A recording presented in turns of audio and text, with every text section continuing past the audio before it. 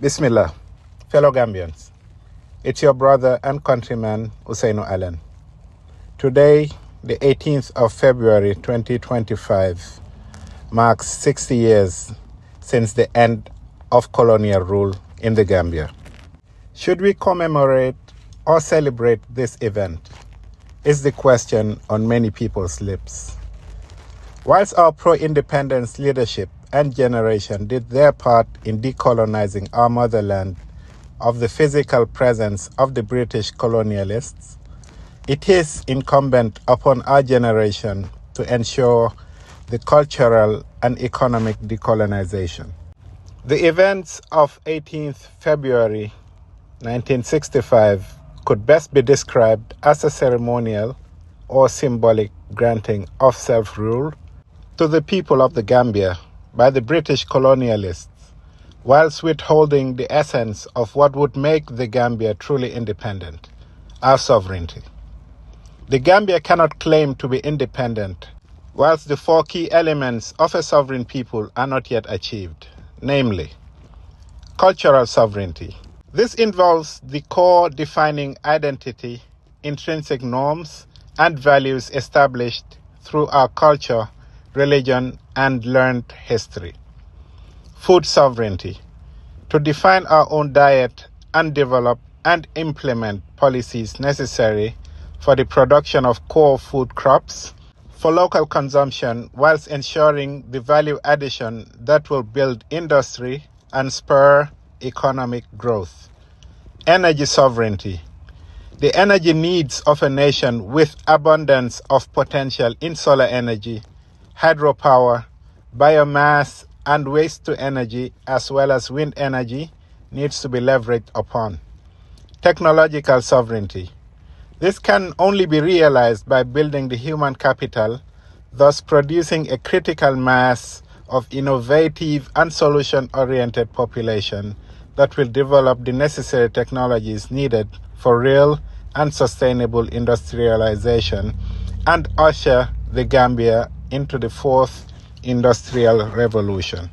Today, the 18th of February 2025, should be commemorated as a significant day in the history of our nationhood, when the Gambia as a nation-state was birthed. But unfortunately, at 60 years old, the umbilical cord that has since connected us to the colonizers is still very much intact. How could we celebrate the Gambia at 60 when her very youthful population that cannot wait to leave for greener pastures abroad, regardless of the harms associated with the journey or the uncertainty of what awaits them in those countries? Corruption is so deeply rooted in society, especially at public offices, that people have grown numb to it despite the catastrophic nature and extent of its harm. Environmental degradation is at an unprecedented and alarming rate and has become the order of the day, with no hope in sight for its mitigation.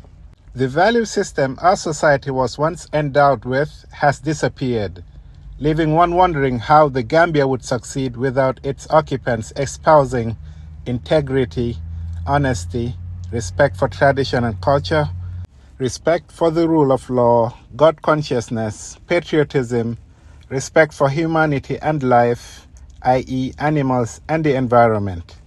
Work collectively towards a common societal cause, tolerance, innovation and critical thinking, hard work, time consciousness and responsibility. Incomprehensible lack of ambition and desire to determine the true extent of our endowed natural resources, which could serve as fuel for rapid economic growth. Heavy dependence on foreign aid, which sadly has stunted our creativity in alternative revenue generation and mobilization, which could have been actualized by import substitution. Investing in the productive sectors like agriculture, boost the private sector, especially fintech and MSMEs, by ensuring access to finance, less administrative bureaucracy, as well as provide an enabling environment. Finally, the lack of effective cadastral planning system, whose consequence is quite apparent. There's the lack of land use policy necessary for zoning, urban planning, environmental protection, and rural development.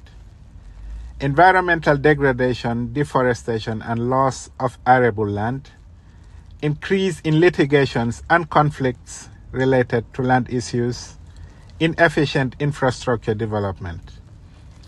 Whilst reflecting on these and many more fundamental issues necessary to ensure Gambians live dignified lives as a sovereign people, we pray and yearn for the day that we can celebrate true independence.